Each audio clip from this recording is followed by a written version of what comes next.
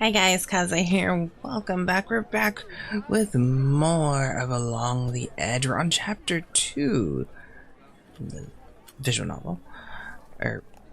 Visual novel, graphic novel.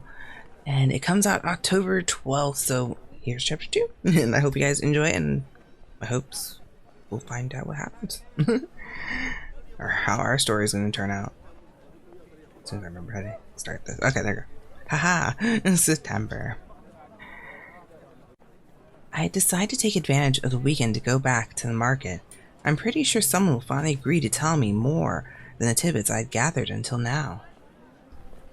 Especially about this Malterre family, which seems to memorize half the village, while the other half looks terrified by the mere mention of its name.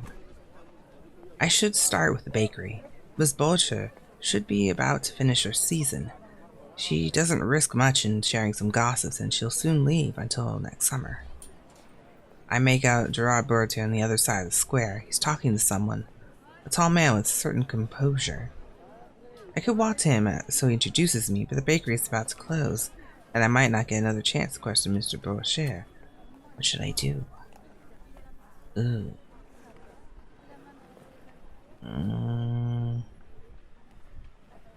I want to go to the bakery.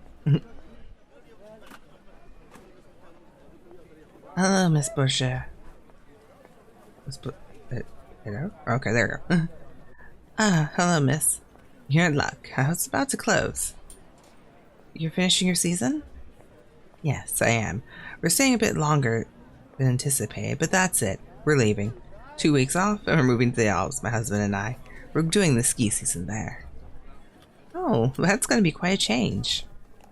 I can't say I miss the place. I pay quite well, but I don't like the atmosphere around here. So, it'll be one baguette as usual. Sure, but I wanted to ask. Yes? Do you know more about the Malterres? Told you, I don't like talking about them, and I don't want any trouble. What are you afraid of? But you'll be leaving soon. I really need to know. Nobody tells me anything, and you said you were leaving. You seem like a fine young lady, so listen to me carefully. She takes my arm and puts my face close to mine and whispers. The Malterre, the sorcerers, that's how they got a hold of everyone in their grip. If you do something they don't like, bad things will happen. How do you think I got this job? Bakers don't take a 3-month holiday. Mr. Butler, the owner of this shop, spent 3 months in the hospital. Poor soul. He fell all the way down his staircase. Dear goodness. The other shopkeepers told me that he had worries with the mayor. Words with the mayor. Worries. Haha. Worries about his words. And words with the mayor. Okay, yeah. With the mayor? Well, sure. Yes, Malterre. He's the mayor of the village. Didn't you know? No, I didn't. They have their hands all in the right places, don't they? Fingers in the pie. There we go. Apparently, they're talking one evening, some petty quarrel about the land register. A fence that wasn't at the right place or something. And then, bim, the next day falls on the stairs, just like that. But it's impossible. It must be a coincidence. This kind of thing can't be real. When it happens once, it's a coincidence, for sure. It happens every time someone goes against the Malterres.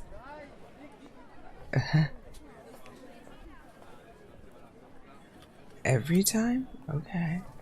I guess I'll take it seriously. Thank you for agreeing to talk with me. I'll be discreet, don't worry. Well, you know as much as I do now. Be careful around here, then. I wouldn't like it if something happened to you by my fault. Don't worry. Goodbye, Miss Bouchard. I looked around the square for Mr. Boyton and this mystery man, but they seem to have left in the meantime. Too bad. Then I shop around, ask what the Malterres while refilling my fridge at the same time. Unfortunately, now that I've been identified as the young heiress, the villagers have become mute, strangely polite and distant. It's like, yay, everyone loves me. As I bring my groceries back to the car, rain begins to fall.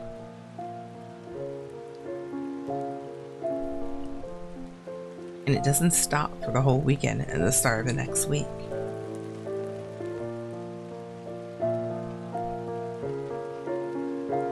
I'm at school, teaching geometry to one of my classes when nature finally cares to give us the sun back. But my respite is short-lived when I discover, a bit later, a convocation to the director's office in my teacher's room locker. Even if I'm on one side of the fence, I no longer risk a detention. I must admit I'm a bit worried, which adds a threatening feeling to this otherwise radiant September day. When I venture inside the director's office, I discover Mr. Chester, the director, is having a heated debate with someone who must be the rather annoying mother of one of my pupils. The poor man is livid, using his desk as a shield and so hunched up in his big leather chair he seems to be about to melt up into the upholstery. Please, Miss Livick, you must admit your demands are most unusual, to say the least. I'm not even sure if I said that right. I think I need to say French for a little bit. Don't forget that Miss Delator is only here for 6 months. Everything will go back to normal once Miss Dupuy comes back. Ah, here she comes. Monsieur Chester stares at me with imploring gaze as if I was his only hope. I don't know what's being scolded about. Did you ask for me? Yes, take a seat. Let me introduce you. This is Miss Levique, mother of Jean-Baptiste. You know, your 6th grade student. What matters? I'm gonna go speak to mother. You introduced me. Hello, Miss Levique. Pleased to meet you. I'm Daphne Delator, Miss Dupuy's substitute. I'm pleased to tell you I don't have anything to say against your son or his work. He's a brilliant student. Are you kidding me? You must have guessed I haven't come here to praises about my son's skills in mathematics. Listen, Miss Chasnet, I'd rather not talk to this... Anyway, we came to an understanding, you and I hope you'll keep your word. Jean-Baptiste's mother tries to stare me down. What's going on? And from the corner of my eye, I hear the director mutter in his beard. You don't have a beard, but okay. But I don't agree to anything. Didn't agree to anything. I don't know how to deal with the situation. After a couple of very long seconds, I give up and say, alright, stop being around the bush. What's the issue? How to tell you this?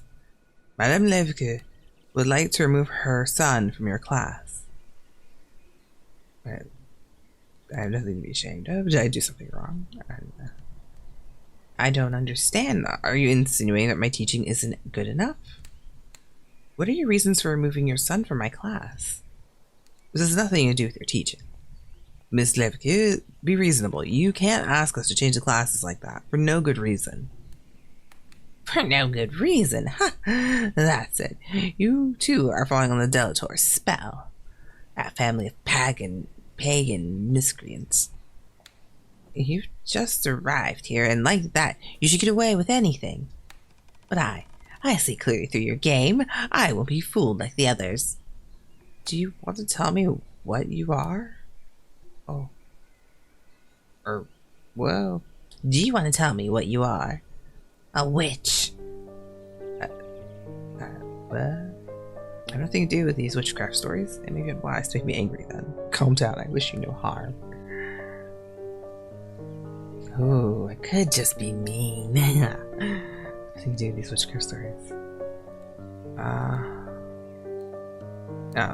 Please, madame, calm down. I assure you that I wish no harm to your son or to you. It's not my fault, but it's my family's name has a reputation in the area. I'm glad they keep on talking, and Mr. Chapson cuts in to stop the discussion. See, I was sure we would come to a consensus in the end. I hope your fears are lifted, Miss Levique. And you, Miss Delator, I advise you be very careful of the progress of our dear Jean-Baptiste. Can I count on you? Of course, sir. I assure you. What? You're linked together. There's no other explanation. You, the Delator, you won't get away with it. I'm not done with you yet, you hear me? Then, without notice, she gets out and slams the door behind her. There's an awkward silence, quickly broken by Jean Chasnet. Third time she's burst my office just for this nonsense. I believe I owe you one, Daphne. You really have a nerve. What? What? You really have a nerve? What is this? What? It's my job. It's my job, I guess. You're welcome, sir. Soothing rational fears of students' parents is also part of the job description. We'd finally managed to get out of college. Brr. When I finally managed to get out of college, it was almost dark and rain pouring down again. I thought I taught at the middle school. Why am I... Wait, what? I'm confused. I was like, I finally managed to get out of college, but I would teach at a middle school. Unless this is in the past. As if today's events had annoyed me enough. How could she come pick a fight with me like that? She's lucky I don't have any magical powers if such thing even existed. I would have changed her into a frog or something right away. Those witchcraft stories are quite fascinating. I can't believe the Malterres have anyone to bring one at their feet just like that. So, are you standing me? So you're standing up to me? Abracadabra. A little curse and the problem goes away. There must be a price to pay. Who am I kidding? These things don't exist. Even if I would like them to. I've lit a cigarette and I'm brooding, sitting by the window. And suddenly I see the headlights of a car on the road bend. I'm surprised to see it turn at the gates and go to the path to the house. Who would come to see me this late? I think I recognize the dirty gray van with its ladder on its roof and its patched up black back view mirror. How is it possible? Why would he have come here? I run down the stairs. I open the front door. Frank? My ex-lover is there, on the other side of the threshold, drenched by the relentless rain. My heart goes down to my socks at the idea of seeing him, talking to him once again, just when I had resigned myself to the fact that he was but a remnant of the past. Happy at first, then not so much. Daphne, how long do you plan on letting me wait outside in the rain? We have to talk. Oh, you're very wet. but, what are you doing here? Frank is in the hallway, staring at me, worried. Are you alright? I mean, like, really? I'm okay. I'm not really. I'm happy to see you. Ah. Well, I mean, I am happy to see you, right? Yeah. I'm better now that you're here. I know you're not trying to pull off. You're telling me, but I want to hear to skip the question. You can tell me anything, you know. Let's start over. How are you doing? I don't know. Life. Everything. I lost it. Where'd you go? I'm okay. That's the big change. But it's what I needed. I made the right move coming here. I'm glad to hear that, but I'm not convinced. I'm not here for a courtesy call. I received some mail, but might not please you. You have mail? Yes, a letter from your mother. I know you're drifted apart, so I thought it might be important. And when I tried to track you down, it wasn't child's play. It would have been easier if you'd left me your new address. Since I'm between jobs, I told myself I could take a couple days off. Frank smiled at me, looking amused, and then pretending to check the room, he adds, Funny, I've always dreamed of spending a weekend in a bed and breakfast, or should I say a castle and breakfast. So, do you like it? It's a bit bigger than our old flat in Main Street. Do you manage to find your way to the bathroom each time? Believe it or not, I always know you were cut for being a baroness or something, don't you think, Lady Daphne? Stop kidding. What? Don't you like baroness? What about countess or duchess? Duchess sounds perfect, don't you think? Rick is walking around the hall, checking out the furniture and the trinkets. If he's good at anything, it's probably at disarming any tense situation. Do you mind if we talk tomorrow? I have to admit, I'm exhausted.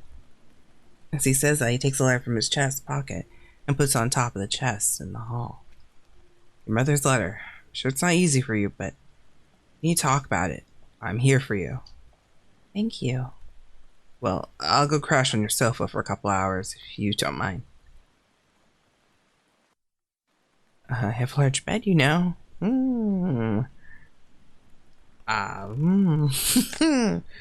Choices.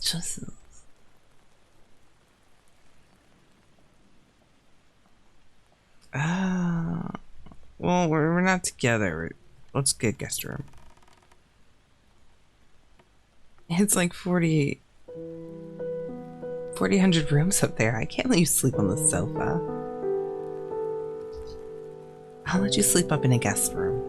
Even better, show me the way. I wake up early the next day. Frank must be asleep upstairs, and I, as I know him, won't be awake until a couple of hours. I don't feel guilty getting up yet, so I decide to snug up under the covers a bit longer. When I think about what happened yesterday and the strangeness of the situation, Frank is currently sleeping in a room next to mine. I can't believe he went all this way just to bring me this letter from Mom. Does he regret we broke up? Is this letter nothing but the excuse to see me again? I was ready never to see him again, and after all we went through. We met 10 years ago. It was so unexpected. We were on a completely different trajectories. He was a carpenter, and I was a freshman at the university, science major. I just arrived in town. It was a party and acquaintances. I still don't know why I was invited. I don't know why I went either. I guess when you're 20 years old, you jump on any occasion to go out. And I suppose the idea of getting out of my student room was enough to convince me to put on a nice dress and jump on a bus. Frank shouldn't have been there either. He was working on a particularly demanding project, but our hostess had insisted until he'd given up and agreed to come. I guess that's what we call fate. The magic operated right away. What came next is very trite. A couple years later, we moved in together. It was stupid to pay for 2 flats when we're living with each other all the time. 2 years ago, we took it a step further. Frank's small carpeting business was doing well. My PhD was on a track, and the question came out on its own. Frank asked me if I wanted to have a child. He was sure of it. He was sure of everything, of the strength of our relationship, and he didn't want to wait any longer. It was the right time. I had cold feet at first, objecting that I wanted to finish my PhD first, and that we would have to think about it. He managed to convince me.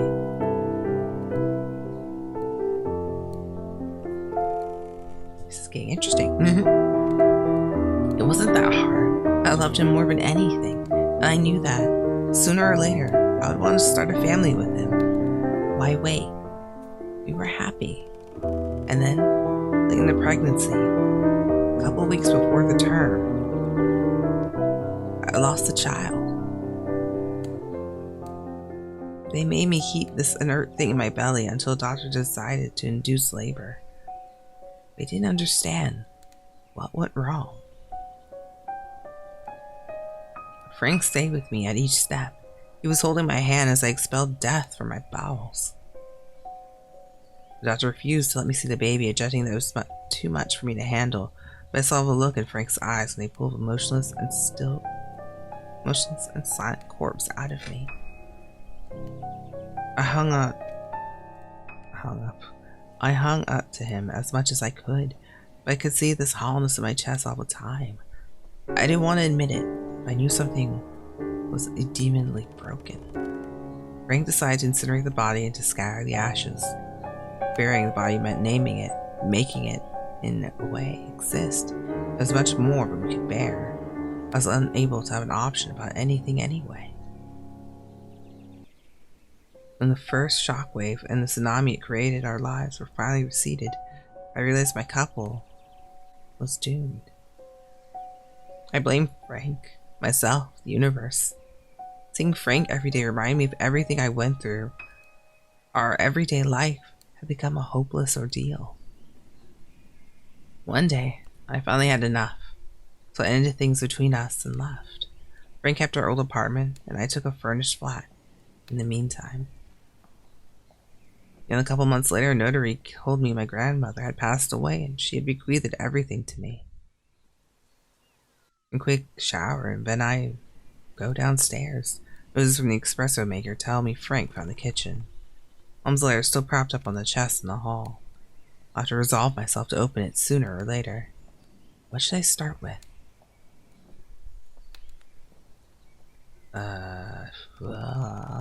I'm curious about that letter. I mean, yay, Frank's here, but I mean, the guy came here for a reason for the letter, so let's read the letter, right? I don't know. The envelope is dog-eared and a bit yellowed, as if it had traveled a lot. There's a foreign stamp. The ideograms tell me it was probably posted somewhere in Asia. Where does Mom go? I opened it with a shaking hand. It was the first news I'd gotten from her since several years ago. Something like, what, 5, 6 years ago? I can't remember the last time we talked. Frank has never even met her. She had already been an abusive mother, extremely invasive, and equally severe and freezing cold. When I turned 18, I got a scholarship which enabled me to earn some financial independence, which quickly turned into total independence. I could no longer put up with her invasion of my privacy. Little by little, we lost touch. One year, I excused myself from coming up for the holidays. The next, I just sent her a greeting card. I solved her for her calls, and one day, the phone stopped ringing. That's how the link was broken, and years have passed without me really noticing she wasn't there. When I tried to contact her, she had disappeared without a trace. I must admit, I hardly tried to find her. And now, from nowhere, she comes back into my life with this letter. Her nervousness, jerky handwriting hasn't changed. The contents of the letter, though, is as cryptic as it is brief. Daphne, please don't accept your grandmother's heritage. Don't go back there. You will only get into trouble. Guards, Sophia Delator. Closing says a lot about her qualities of heart. It wasn't waiting for your mother who loves you, but, well, I never talked about the time she spent here with my grandmother at the castle. It quickly seemed to me that something might have happened. But what? I let my thoughts wander about this as I entered the kitchen. Frank is holding a mug of coffee and he's distractedly looking through the French window. So, you managed to tame the coffee machine. You know me. Without my daily dose of caffeine, I'm a bit of a zombie. Did you sleep well? I've thought about things. I must admit, I didn't sleep much, with you being here. I know. Brings out some old stuff, and you must have guessed I haven't traveled 300 miles just to play the mailman. I had a feeling your coming wasn't totally innocent. I guess you know perfectly well why I'm here. No need to put her on the bush then. Tell me, Daphne, what do you think? Should we try and start anew together? I mean, that was a rough past, but and it was depressing and sad, but I don't feel like they fell out of love. Why not? I don't see why not. Let's go for it. Yes, I think we should. That's what I was thinking too, but now that I'm here, I'm not that sure anymore. It's harder than I thought. My surprise, his face relaxes without notice. He looks at me playfully and changes subject. So seriously, what have you been doing here all this time? I tell him about my life and everything that went down since I arrived. The bulletins, the Malterres, this tower with no way in, this crazy stuff. I mentioned I'm now a school teacher. I also tell him about Mom's letter. He doesn't know what to think about it either. So, your stories are very exciting, but also a bit worrying, I must say. This is what I propose. Whatever happens, I'll be around for a while. I don't have any contract in the foreseeable future, and I can afford to take a couple weeks off. After that, I'll see. If I manage to find some jobs around here, I'll stay a few more months. It's not as if anyone's waiting for me to come back, and it would give us some time to think about things. Do you mind if I stay at the castle for a couple weeks, until I find a room somewhere else? I'd rather you not. Oh, that's mean. We can stay. It's fine. I'm not that cruel. Gosh, right? Did you think I would throw you out? Of course you can stay for a couple of days. Time you need to get your bearings. Thanks. That's nice not to turn me into a homeless person. Don't thank me, it's the least I can do. So, how do we make this work? I don't want to be in your hair. No reason to feel crowded. The house is big enough for the two of us. I was just thinking, I'll tell the Warrens you're here before leaving. I don't want Mr. Boratine to shoot you like a rabbit if he sees you hanging around the house. That's very reassuring. Don't be silly. They're really nice. You'll see. They won't shoot you, I promise. Everything will be alright. I really gotta get going. Enjoy your day. You too. I try to put my thoughts in order as I drive to school. That's quite a lot to digest. The day flies by, fast as an arrow. I must admit, I'm not thinking straight with all that's happened, not since yesterday. When I get to the castle, the lights are already on. Even if it's temporary, I'm glad not to be alone for a while. It's a nice change from the solitude of experiencing these last weeks. Frank has lit up the fireplace, and delicious smells are coming out of the kitchen. It seemed almost too perfect, and I had a hard time refraining myself from abusing Frank, who seems determined to see me. To see to my every need, not see me. See to my every need, yeah. Still, he manages to remain quite discreet. We take our meals together, but otherwise we tend to our things in different parts of the house. I promise about 10 days later, he tells me he rented a small furnished flat in the village and he's moving in the next day. I'm sad to see him go, but I tell myself it's for the best. Days and weeks go by and I get back into my routine between school, the village, and the house. I'm taking a walk in the forest. The leaves are already turning and the trees have dressed up with the flaming colors of fall. It's getting late, but I'm too busy strolling on the path. I realize it's almost dark and I can see the castle at the end of the trail. But as I get closer, it seems to move away from me. I feel like there's a presence behind my back. Something deeply evil, ominous, and almost sickening. I start running. The house has disappeared completely and I find myself in a kind of a meadow. There's something there in the center of it that's gently reflecting the moonlight. As I get closer, I discover it's an oval pool filled with silvery liquid. I look up at my reflection and both me and not me at the same time. This feeling of alternity gets stronger and stronger as I'm getting closer.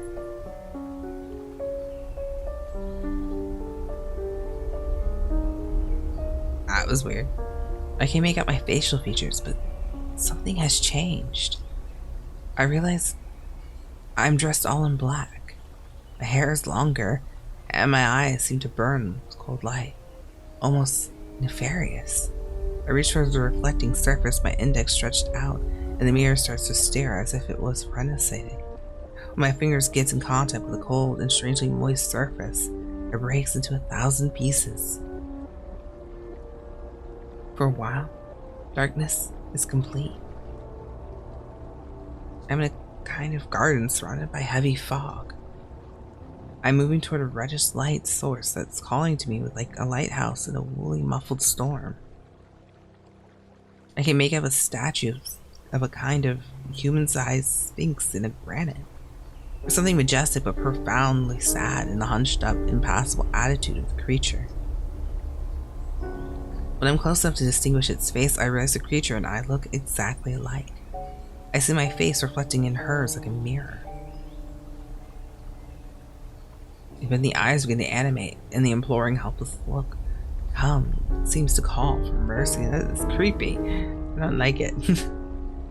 I'm frozen in contemplation, my heart overflowing with sadness and awe, when once again I feel the sickening presence, like tepid breath on my neck.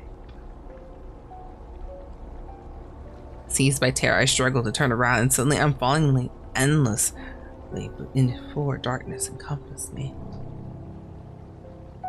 That's when I burst out of sleep. Well, that was interesting.